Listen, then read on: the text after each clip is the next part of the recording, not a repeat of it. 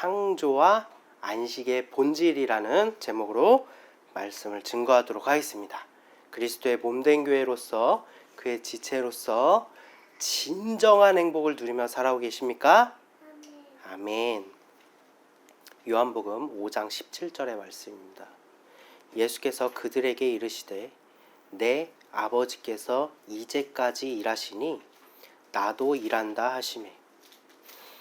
하나님께서 여섯째 날까지 세상을 창조하시고 제7일에 안식하셨다고 창세기에 기록되고 있습니다. 하지만 예수님께서는 하나님께서 이제까지 일하시니 예수님 또한 일하신다고 말씀하셨습니다. 하나님의 일과 예수님의 일은 육체적 노동을, 그러한 수고를 의미하는 것이 아니라 우리의 죄악 때문에 일하신 것입니다. 즉, 그 일은 구원을 위한 일이 될 것입니다. 그러나 인간의 죄는 하나님의 예상 밖의 일이 아닙니다.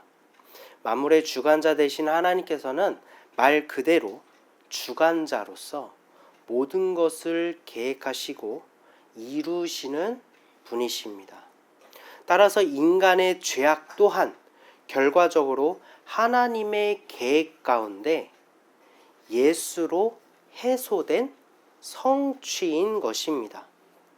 다시 말해 창세기의 천지창조의 기록 또한 우리의 죄악 때문에 십자가를 지시는 그 구원의 일까지 하나님은 여섯째 날로서 계속 일하셨다라는 거예요. 그리고 십자가를 통해 다 이루시고 영원한 장막에 제7일에 안식을 여신 예수 그리스도를 성경은 증거하고 있다라는 것입니다. 그럼에도 불구하고 성경이 예수를 증거하고 있다는 사실을 외면한 채 혹은 잊어버린 채 성경을 통해 이미 영생을 얻은 줄로 생각하고 성경을 많이 읽고 연구하지만 점차 진리에서 비껴가는 일들을 종종 보게 됩니다.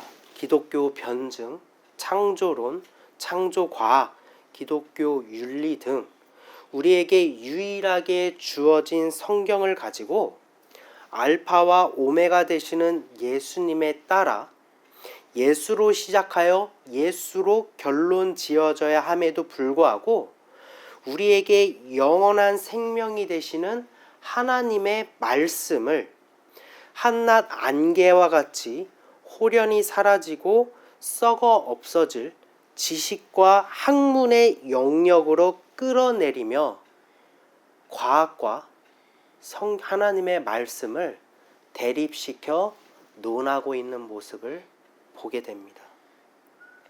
우리가 아무리 탁월하 할지라도 하나님은 하늘에 계시고 우리는 땅에 있음을 기억하시기 바랍니다.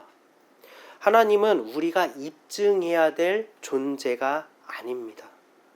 믿음은 이해와 입증으로 생겨나는 것이 아니기 때문이에요. 또한 하나님께서 하신 일과 그 성품을 윤리라는 사소한 것으로 정형화할 수도 없는 것입니다. 우리는 영혼 가운데 한 점에 지나지 않는 삶을 살아가기 때문이에요. 결국 우리 모두는 예수가 아니고서는 의에 이를 수 없습니다. 우리가 지식과 도덕으로 깨닫고 구원에 이를 수 있었다면, 우리가 선한 행실로 구원에 이를 수 있었다면 예수님께서 친히 이 땅에 오실 이유가 없었다는 사실을 기억하시기 바랍니다. 오늘은 지난 시간에 이어서 천지창조의 비유 속에 감추어진 진리가 무엇인지, 따라서 안식의 본질이 무엇인지에 대해서 묵상하고자 합니다. 진리의 영이신 성령이 오늘 이 시간 깨닫게 하시는 은혜가 넘치기를 소망합니다. 창세기 1장 1절에서 2절입니다. 태초에 하나님이 천지를 창조하시니라. 땅이 혼돈하고 공허하며 흑암이 깊음 위에 있고 하나님의 영은 수면 위에 운행하시니라. 하나님은 스스로 계시는 분이십니다. 하나님은 영이시기 때문에 시간과 공간의 제약이 없으신 분이죠. 그러나 1절은 영이신 하나님께서 태초로 일컫는 시간에 천지라는 공간에 창조하신 일이에요. 창조자와 피조물, 그리고 영과 육, 그리고 죄와 구원의 접점을 창조하셨다라는 것입니다. 그래서 영의 하나님이 육의 일을 만드신 거예요. 조금 더 깊이 우리가 이 말씀을 이해를 한다면 우리는 무엇으로 존재하고 있죠? 우리, 그리고 나는 육과 죽은 영이 공존되어서 혼돈하고 공허하고 흑암이 깊음 위에 있는 상태가 우리죠. 육, 죄악의 육신과 죽은 영혼, 그런 상태이지만 우리가 예수 그리스도를 믿을 때 어떠한 일이 벌어지죠? 우리에게 빛이시며 물이시며 약속과 구원이신 그 선택지가 내 안에 오셔서 공허와 혼돈밖에 없는 나에게 새 창조하십니다. 그것이 예수로 거듭난다 라고 우리는 말하는 거예요. 육신의 아담은 하나님께서 만드신 세상에서 선과 악을 선택해야만 했고, 육신이 연약한 육신의 아담은 참된 선택을 하지 못하고 따라서 마귀의 미혹을 선택했지만, 생명의 아담이시며 순종의 아담이신 예수가 나를 택하시고, 육신의 아담은 미혹을 택하였지만 생명의 아담은 죄악된 나를 택하시고 그 예수가 이긴 자가 되시고 나와 한 몸이 이루어졌기 때문에 나의 죄악이 가려진 것입니다. 우리가 육신으로 할 수 없는 그 일을 하나님께서 하심으로 우리를 반드시 구원으로 이끄신다는 거예요. 이 창조 원리가 창세기에서 하나님께서 천지를 지으실 때의 원리에 예표되어 있는 것입니다. 성경은 그 구원의 창조를 이루어가는 여정을 그리고 있는데, 우리가 하나님께 불순종함으로 그 근본이, 우리의 근본은 어디에 있죠? 죄악에 있다라고 성경은 말하는 반면, 에스겔서 1장에서 하나님의 형상에 대해서 우리가 한번 묵상해 본 적이 있었잖아요. 우리를 구원하실 내 얼굴의 생물, 그렇죠?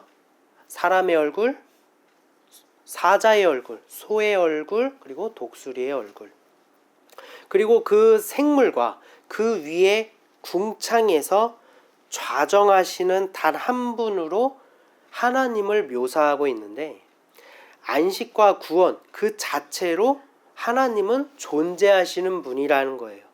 그러기 위해 존재하시는 분이라는 거예요. 죄악의 구원이 찾아옴을 천지창조가 말하는 목적이 되는 것입니다. 우리의 근본, 그리고 구원하시는 하나님의 본체. 그래서 하나님께서 우리에게 이루실 그 구원이 이 죄악의 토양 가운데 어떻게 성취되어질지에 대한 기록이 바로 2절의 말씀이라는 것입니다. 그 모습이 어떻다라는 거예요? 땅이 혼돈하고 공허하고 깊은 흑암 가운데 있지만 그러한 세상이 이미 있었다는 거예요. 그러나 하나님의 영이 수면 위를 운행하신다라는 것입니다. 이사야서 45장 7절의 말씀입니다. 나는 빛도 짓고 어둠도 창조하며 나는 평안도 짓고 환난도 창조하나니 나는 여호와라 이 모든 일들을 행하는 자니라 하였노라. 아멘. 우리가 천지창조에서 하나님이 어둠을 창조하셨다라는 이야기를 들은 적 있습니까? 없죠. 하나님께서 환난을 지으셨다라는 말씀을 본 적이 있습니까? 없죠. 그러나 하나님께서는 어둠도 창조하고 환난도 창조하였다는 거예요. 그러한 창조 이전의 세계가 그 세계조차도 하나님이 창조하신 것이라는 것입니다. 하나님께서는 혼돈한 땅과 깊은 어둠과 바다를 세상 가운데 이미 창조하신 상태에서 빛을 만드셨기 때문에 이미 있던 어둠과 빛이 나누어진 거고, 하나님은 궁창 가운데 이미 있던 수면 위를 운행하셨으니 이미 있던 물을 위의 물과 아래 물로 나누신 것이고, 이미 있던 혼돈의 땅을 바다에 솟아나게 하셔서 건짐을 받은 땅, 즉 묻이 되게 하셨다라는 것입니다. 땅과 바다와 어둠은 죄악을 상징합니다. 좀 더 정확하게 말하자면 하나님께서 만드신 세상은 본래 죄악뿐인 세상이라는 거예요.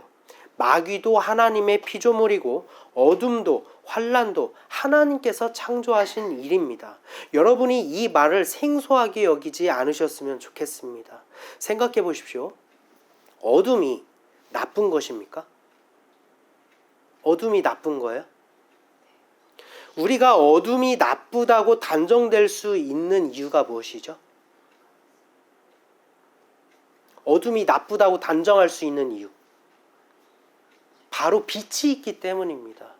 어둠에선 볼 수 없지만 빛은 우리로 하여금 보게 하시기 때문이에요. 우리가 거짓말을 나쁜 것이라고 단정 지을 수 있는 것은 진실이 있기 때문이죠.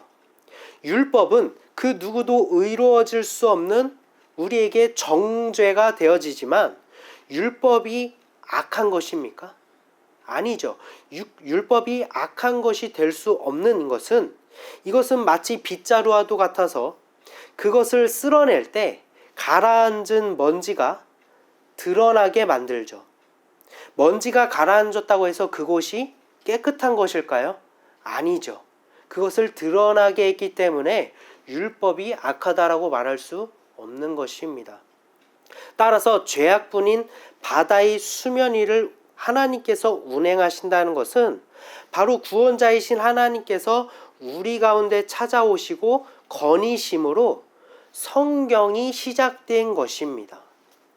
세상과 인류의 시작을 기록한 것이 창세기가 아니라 죄악뿐인 우리에게 구원의 시작을 기록한 것이 바로 천지창조라는 것입니다.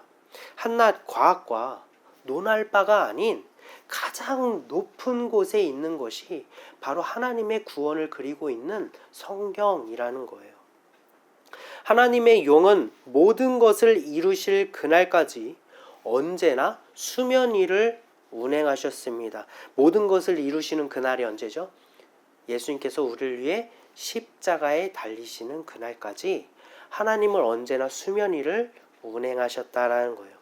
예수님께서 바다 위를 걸으시며 제자를 찾아오심도 바로 수면 위를 운행하시는 하나님 자신이심을 나타내신 것이며, 죄악의 바다에서 묻이 솟아나오게 하심도 죄악의 바다에서 끄집어낸 기업의 땅을 의미하는 것이고, 베드로가 주여 나를 구원하소서라고 외칠 때 즉시로 그를 수면 위로 끄집어내심도 바로 믿는 자들에게 구원을 주시기 위하여 수면 위를 운행하시는 하나님이 바로 예수 그리스도라는 것입니다.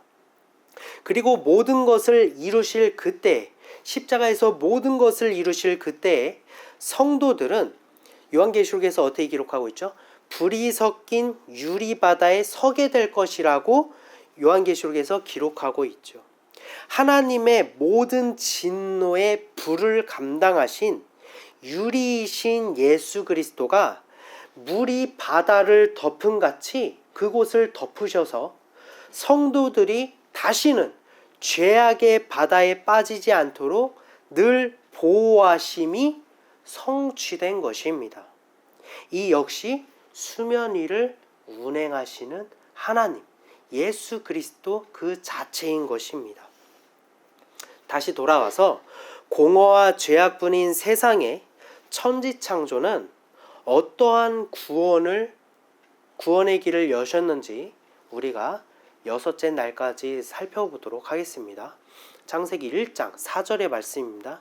빛이 하나님이 보시기에 좋았더라. 하나님이 빛과 어둠을 나누사.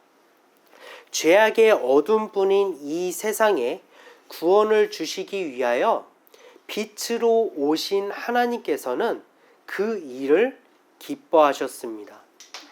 죄악의 어둠뿐인 세상에 빛이라는 선택을 할 수 있도록 길을 여신 그 하나님의 일을 기뻐하셨다라는 거예요. 스스로의 일을, 우리를 구원하실 그 일을 기뻐하셨다라는 거예요. 7절에서 8절입니다. 하나님이 궁창을 만드사 궁창 아래의 물과 궁창 위의 물로 나뉘게 하시니 그대로 되니라. 하나님이 궁창을 하늘이라 부르시니라. 저녁이 되고 아침이 되니 이는 둘째 날이라. 그리고 죄악의 바다뿐인 이 세상을 구원을 주시기 위한 예수 그리스도, 즉 위의 물을 나누게 하시고 아래의 물과 절대선인 위의 물 가운데 궁창을 만드시고 성경은 이것을 하늘이라고 칭하셨죠. 성경 곳곳에서는 하늘을 언약을 상징합니다. 따라서 성경에서는 첫 번째의 언약의 하늘로서 율법을 우리에게 주셨으며 새 언약이신 예수 그리스도가 우리에게 오실 때 새 언약이시니 첫 번째 하늘이 두루마리 말리듯 떠나가고 새 하늘이 펼쳐졌다라고 요한계시록은 기록하고 있습니다. 즉 두 번째 새 언약의 하늘인 예수가 찾아왔다라는 거예요. 그러나 인간은 죄악의 바다에서 벗어날 수 없는 철저하게 아래의 물에 속한 존재, 자신의 의로서는 도저히 언약의 율법의 하늘인 궁창에 오를 수 없지만 수면 위를 운행하신 하나님께서 우리에게 찾아오시고 그 뜻을 이루시기 위하여 예수님께서는 우리의 죄를 대신하여 어떻게 하셨죠? 요나와 같이 죄악의 바다에 삼켜지심으로 무덤에 계셨지만 죄와 사망을 이기시고 무덤에서 부활하심으로 먼저 오른 물고기가 되셔서 물 위를 걸으시며 그를 원하는 자들은 예수님께서 물 밖으로 끄집어내시는 성취가 이루어진 것입니다. 9절에서 10절입니다. 하나님이 이르시되 천하의 물이 한 곳으로 모이고 묻이 드러나라 하시니 그대로 되니라.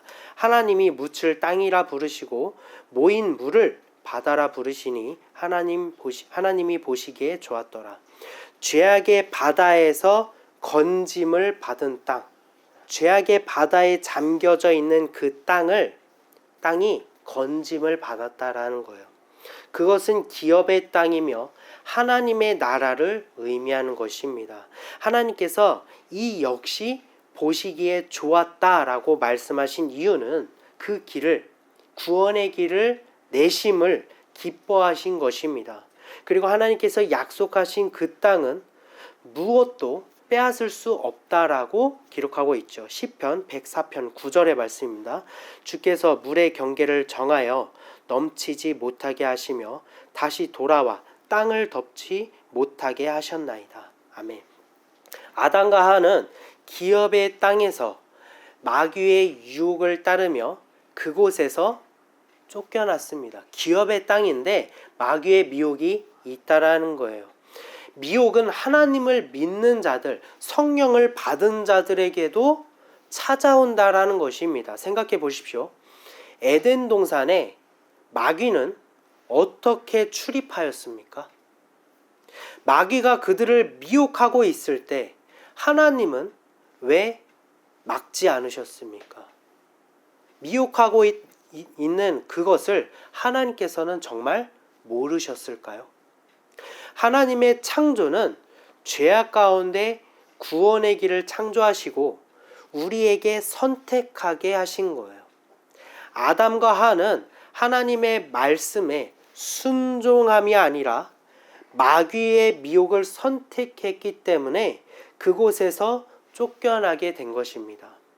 마귀는 하나님을 선택하여 우리가 얻게 될 은혜를 빼앗지 못해요. 오직 우리의 마음을 빼앗아 그 은혜를 누리지 못하게 만든다라는 것입니다.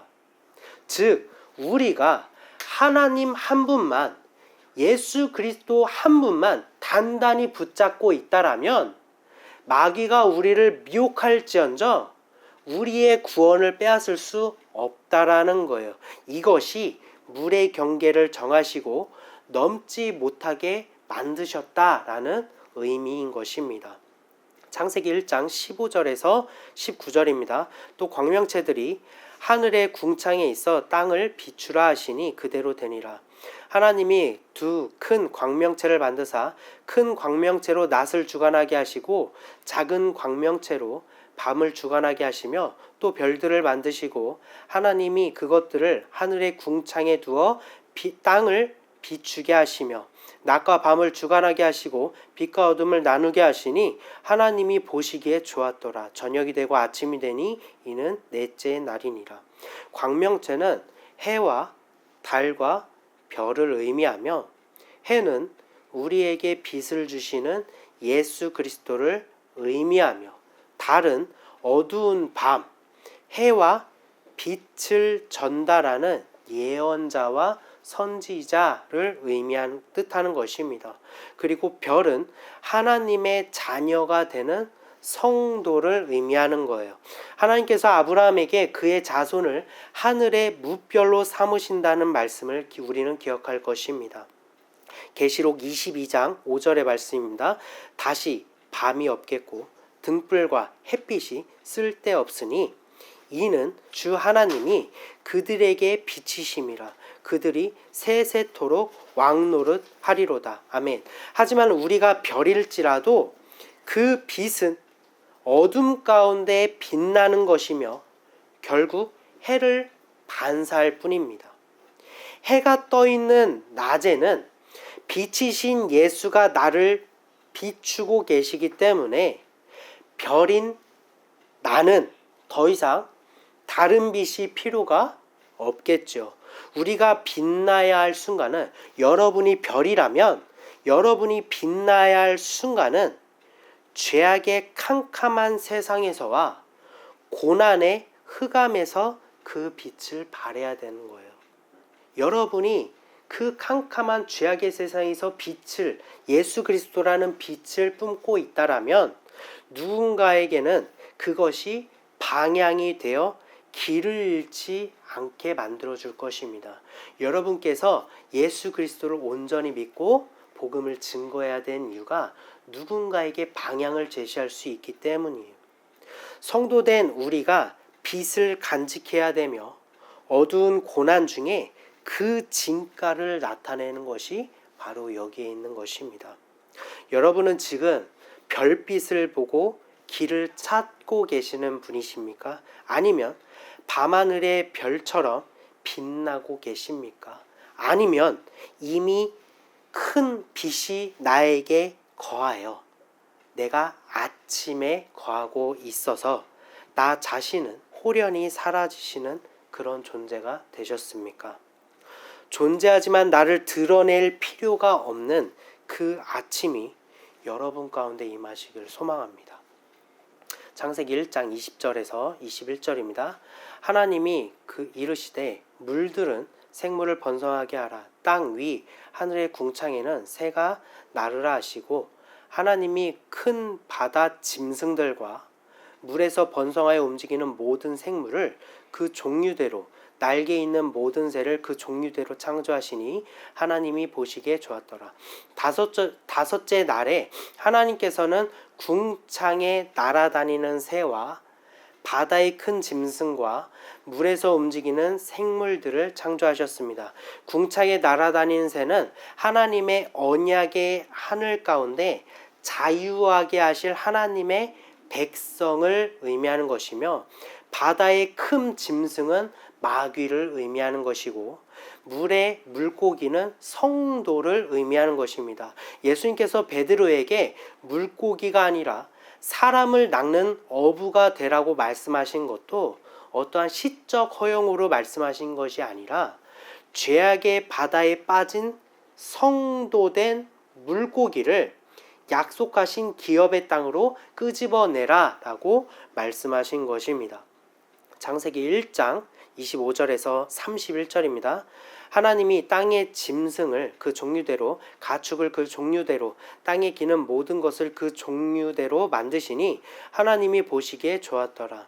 하나님이 이르시되 우리의 형상을 따라 우리의 모양대로 우리가 사람을 만들고 그들로 바다의 물고기와 하늘의 새와 가축과 온 땅과 땅에 기는 모든 것을 다스리게 하자 하시고, 하나님이 자기 형상 곧 하나님의 형상대로 사람을 창조하시되 남자와 여자를 창조하시고, 하나님이 그들에게 복을 주시며 하나님이 그들에게 이르시되 생육하고 번성하여 땅에 충만하라, 땅을 정복하라, 바다의 물고기와 하늘의 새와 땅에 움직이는 모든 생물을 다스리라 하시니라.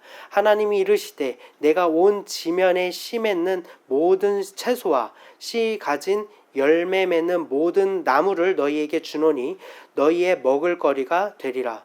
또 땅의 모든 짐승과 하늘의 모든 새와 생명이 있어 땅에 기는 모든 것들에게 내가 모든 푸른 풀을 먹을 거리로 주노라 하시니 그대로 되니라. 하나님이 지으신 그 모든 것을 보시니 보시기에 심히 좋았더라. 저녁이 되고 아침이 되니 이는 여섯째 날이니라. 하나님께서는 여섯째 날에 짐승과 사람을 만드십니다. 짐승과 사람. 짐승은 구원받아야 할 사람들을 의미하며, 사람, 즉 남자와 여자는 예수 그리스도와 이스라엘을 예표합니다. 그러나 천지 창조 때에 만든 아담은 육의 아담이며 불순종의 아담이죠. 계시록 13장 18절입니다. 지혜가 여기 있으니 총명한 자는 그 짐승의 수를 세어보라. 그것은 사람의 수니 그의 수는 666이니라. 짐승과 사람을 만드신 날은 여섯째 날이며, 짐승과 사람의 수는 666으로 숫자 6의 비유에 감추어진 의미가 무엇인지 우린 알 수 있을 것입니다. 전도서 7장 29절입니다. 내가 깨달은 것은 오직 이것이라. 곧 하나님은 사람을 정직하게 지으셨으나 사람들이 많은 꾀들을 낸 것이니라. 하나님께서는 여섯째 날 사람을 정직하게 지으셨지만, 사람이 마귀의 미혹에 넘어가 사람이 에덴 동산에서 쫓겨난 날도 몇째 날입니까? 여섯째 날입니다. 창세기 1장에서는 우리에게 구원을 주시는 하나님의 언약을 나타내신 반면, 2장에서는 이 언약과 구원을 배반하는 짐승과 사람의 숫자에 해당하는 여섯째 날에 그 죄악의 폭로가 나오기 시작합니다. 여섯째 날에 해당하는 내용은 다음과 같습니다. 창세기 2장 7절입니다. 여호와 하나님이 땅의 흙으로 사람을 지으시고 생기를 그 코에 불어넣으시니 사람이 생명이 되니라. 죄악의 바다에서 솟아난 무태 흙으로 빚어진 사람, 곧 근원은 죄악이지만 곧 의롭게 하실 것으로 작정된 그 마음으로 빚어낸 것이 바로 사람이라는 것을 의미하는 거예요. 죄악의 근원이지만 하나님께서 의롭게 빚어내셨다. 2장 21절에서 25절입니다. 여호와 하나님이 아담을 깊이 잠들게 하시니 잠들매 그가 그 갈빗대 하나를 취하고 살로 대신 채우시고, 여호와 하나님이 아담에게 취하신 그 갈빗대로 여자를 만드시고 그를 아담에게 이끌어 오시니 아담이 이르되 이는 내 뼈 중에 뼈요 살 중에 살이라. 이것을 남자에게서 취하였은즉 여자라 부르리라 하니라. 이러므로 남자가 부모를 떠나 그 아내와 합하여 둘이 한 몸을 이룰지로다. 아담과 그의 아내 두 사람이 벌거벗었으나 부끄러워하지 아니하니라. 아멘. 하나님께서는 아담을 깊이 잠들게 하심은 우리가 어떻게 알고 있죠? 예수님께서 죽으시고 무덤에 계심을 예표한다 라고 우리 곧잘 듣지 않았습니까? 그 갈빗대를 취했다는 것은 예수님의 옆구리를 창으로 찌르시고 그 안에서 이스라엘을 꺼내심을 의미하는 거예요. 갈빗대는 기둥이며 요한계시록에서는 이기는 자는 성전의 기둥으로 삼으신다는 다고 말씀하신 것도 바로 이것을 의미하는 것입니다. 온전한 그리스도의 백성들, 성도를 의미하고 있다는 것입니다. 예수님은 말씀이시며 말씀에 짝이 있다는 것은 예수의 짝인 우리를 의미하는 것이고, 구약에서 이 말한 게 신약에 이렇게 짝이 있다 이 뜻이 아니에요. 말씀은 예수님이고 예수님의 짝은 우리입니다. 신부된 우리는 참 신랑 되신 예수님을 맞이하여서 한 몸을 이루게 됩니다. 즉 하나님께서 아담과 하와를 창조하신 일이 바로 예수님과 이스라엘을 의미하고 있다는 거예요. 우리의 근본은 본래 죄악의 바다에 잠긴 땅이며 아래의 하체는 부끄러움과 죄악을 상징합니다. 하나님께서 우리를 의롭다라고 칭하였으니 무엇도 우리를 정죄할 수 없습니다. 노아가 하체가 드러날 때에 그것을 말한 함이 저주를 받은 것도, 다윗이 옷이 흘러내리면서까지 하나님을 찬양할 때 그것을 말한 미갈이 불임의 저주를 받은 것도 바로 이를 거슬렀기 때문입니다. 따라서 아담과 그의 아내가 벌거벗었으나 부끄러워하지 아니했다는 것은 죄악이 근본이었으나 하나님께서 의롭게 하셨기 때문에 그 무엇도 정죄받지 않은 상태를 나타낸 거예요. 그러나 마귀의 미혹을 따른 아담과 하와는 하나님의 말씀에 불순종하여 선악과를 먹게 됩니다. 창세기 3장 7절입니다. 이에 그들의 눈이 밝아져 자기들이 벗은 줄을 알고 무화과 나무 잎을 엮어 치마로 삼았더라. 하나님께서 의롭게 하심으로 정죄받지 않아 부끄러움 없던 그들에게 죄가 들어오고 율법을 상징하는 무화과 나무 잎, 그래서 예수님께서도 열매가 없는 무화과 나무 잎을 저주하신 것도 예수 그리스도라는 열매가 없고 율법으로만 가득 찬 이스라엘을 저주하신 거예요. 그 율법을 상징하는 무화과 나무 잎으로 그들의 하체를 가립니다. 율법에 정죄되어진 상태됨을 의미하고 있다라는 거예요. 3장 11절입니다. 이르시되 누가 너의 벗었음을 내게 알렸느냐? 내가 내게 먹지 말라 명한 그 나무 열매를 내가 먹었느냐? 하나님께서 의롭게 하신 것을 정죄함으로 정죄되어진 것은 그의 의를 저버린, 하나님의 의를 저버린 죄악이 되는 것입니다. 하나님께서는 부끄러움을 알게 한 일에 대해서 어떻게 하십니까? 진노하시고 그들을 약속의 땅에서 쫓아내십니다. 즉 여러분이 구원을 받아서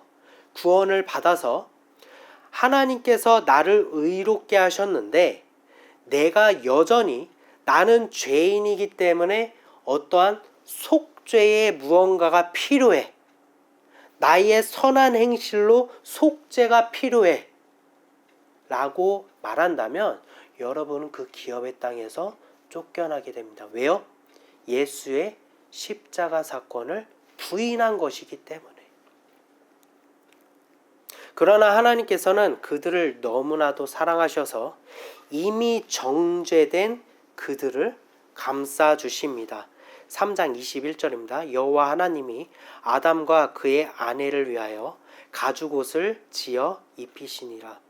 그것은 바로 예수 그리스도를 십자가에서 찢으시고 그들의 부끄러움을 감추시며 그들을 입히신 일. 지금까지 이야기가 짐승의 수, 사람의 수에 해당하는 여섯째 날의 일입니다. 예수님께서 십자가에 달리실 때까지가 여섯째 날이 말해주고 있는 거예요. 정죄되어진 그들에게 예수 그리스도를 보내주셔서 모든 죄악을 감당하기 위해 십자가에 달리시고 그들의 부끄러움을 가려주시고 다시금 의롭게 하신 일, 그들을 입히신 일, 그 모든 것을 이루실 때까지 여섯째 날의 비유로서 아버지께서 일하시고 다 이루시고 안식하셨다라는 거예요. 요한복음 19장 30절입니다. 예수께서 신포도주를 받으신 후에 이르시되 다 이루었다 하시고 머리를 숙이시니 영혼이 떠나가시니라. 아버지가 이제까지 일하셨다라는 것은 바로 그들에게 가죽옷을 입히시는 여섯째 날이 지나지 않았기 때문이며 예수님께서 내가 안식의 주인이라고 말씀하신 이유는 예수님께서 십자가를 통해 이루셔야 그 이루심에 우리도 동참하여 진정한 안식을 누릴 수 있기 때문입니다. 즉 창세기의 천지창조는 하나님께서 천지를 만드신 일을 기록한 것이 아니라 천지를 구원하신 일들을 기록하였다라는 거예요. 사랑하는 성도 여러분, 여러분은 성경에서 무엇을 얻고자 하십니까? 지식입니까? 아니면 구원이십니까? 교훈입니까? 아니면 생명이십니까? 성경은 오직 예수 그리스도를 증거하고 있으며 예수님은 오직 여러분의 구원만을 말씀하고 계십니다. 왜 기독교를 증명하기 위해 지존하신 하나님을 그 구원을 인간의 학문으로 끌어내리려 하십니까? 여러분 안에 이미 천지를 만드신 위대한 하나님이 거하고 계시다는 것을 여러분은 알지 못하십니까? 어찌하여 스스로에게 자격을 부여하려 하고 증명해 보이려다 자신의 의라는 죄악의 구렁텅이에 빠지려고 하십니까? 여러분이 잘해서가 아니라 여러분이 잘나서가 아니라 여러분이 죄인이기 때문에 예수님께서 여러분을 위해 십자가에 달리신 것입니다. 예수를 만나 내 삶이 달라진 게 아니라 예수를 만나 내 영혼이 살아나는 거예요. 삶이 변화되기 위해 예수를 찾지 마시고 내 영이 살기 위해 내가 구원받기 위해 예수를 찾으시는 성도 여러분이 되시기를 소망합니다. 알파와 오메가 되시는 예수님께서 창세 이전부터 영원에 이르기까지 이미 성취하심으로 여러분 안에 거하기를 원하십니다. 바로 그리스도의 영이신 성령이 여러분 안에 약속의 땅을 이루려 하고 계시다는 거예요. 사랑하는 성도 여러분, 성령을 구하시기 바랍니다. 성령을 구하시기 바랍니다. 이 설교를 누가 어떻게 볼지는 모르겠지만 이 시간만큼은 모든 것을 내려놓고 부디 아주 잠시라도 여러분이 성령을 구하셨으면 좋겠습니다. 성경에서 다른 교훈을 찾지 마시고 나를 구원하신 예수 그리스도를 받아 먹어 여러분 안에 그 구원을 이루시길 바랍니다. 여러분이 아무리 탁월하게 살아간다고 할지라도 그 안에 그리스도의 영이 없다라면 예수와 아무 상관이 없다라는 거예요. 예수와 아무 상관이 없는 자는 구원에 이를 수 없습니다. 지옥은 너무나도 끔찍한 곳입니다. 우리의 목적은 구원이지 않습니까? 우리가 원하는 것은 내가 사랑하는 사람과 함께 구원을 받는 일 아니겠습니까? 그 유일한 방법은 예수 그리스도를 믿는 일, 믿게 하시는 성령으로 여러분이 날마다 승리하여서 이긴 자가 되시는 성도 여러분이 되시기를 소망합니다. 잠시 기도하는 시간 갖도록 하겠습니다. 사랑의 하나님, 우리는 하나님이 창조하신 것이 하나님의 위대하심을 나타내기 위한 어떤 시간적 열거인 줄 알았습니다. 그로 인해서 단순히 문자로만 해석하여서 학문으로 전락시켜 과학과 대립시키고 사람들과 논쟁하며 스스로 기독교를 증명해 보이려고 부단히 노력했으나 정작 나를 위해 십자가에 달리신 예수님을 외면했던 이 죄인된 모습을 용서해 주시옵소서. 주님, 성경의 본질은 성경이 이야기하고 있는 모든 진리가 나를 위해 십자가를 지신 예수님이라는 사실을 우리가 날마다 붙잡고 내 안에 가증한 모든 것들 다 비우고 예수 그리스도의 십자가만 우뚝 서게 하여 주시옵소서. 주님, 우리를 미혹하고 괴롭히는 이 모든 고난 가운데서도 그 십자가만을 단단히 붙잡고 나아갈 때 나에게 참된 안식을 주시는 예수 그리스도로 인하여 우리가 진정한 행복을 맛보게 하여 주시옵소서. 천년의 갑절을 산다고 할지라도 행복을 맛보지 못하면 아무런 의미가 없다라는 성경의 말씀과도 같이 우리가 비록 짧은 삶을 살아갈지라도 그 짧은 삶이 예수로 인하여 꽉 찬 삶이 되게 하여 주시옵소서. 날마다 승리하게 하시는 성령님 내 안에 거하여 주시옵소서.